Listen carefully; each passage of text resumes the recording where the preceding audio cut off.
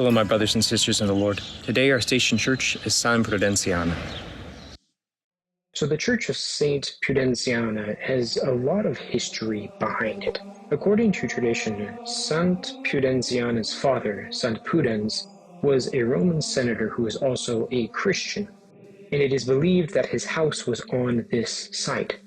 Further, this site is traditionally known as the place where St. Peter first celebrated the Eucharist. So it becomes a very interesting spot in that this was the place where the Prince of the Apostles first celebrated the sacred mysteries upon arrival to the Eternal City.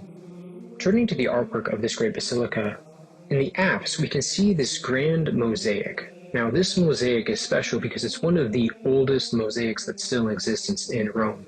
Over the centuries, oftentimes old mosaics would fall into disrepair and would be destroyed and would be replaced with newer ones. However, this one, though it has been repaired and has been refurbished over the years, is actually the original mosaic still.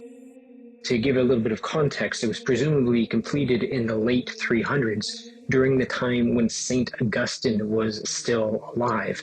So it's unlikely, but in theory, St. Augustine, when he visited Rome, could have seen this same mosaic that we are staring at now. However, though this church is very ancient, it also has some bearing on modern times as well. This church is actually currently the national shrine of the Philippines. So this church is actually given to the Philippines as a nation, which is rather interesting and what I'm going to meditate upon today. This site where St. Peter celebrated his first Mass when he came to Rome is the site where I celebrated Mass this morning. This mosaic that St. Augustine, in theory, could have seen is the same mosaic I am taking pictures of, that the church thinks in centuries, the church exists through centuries, and that we are still united with those that came before us. Anyways, my brothers and sisters, may God continue to bless you during your Lenten pilgrimage, and hopefully I'll see you around.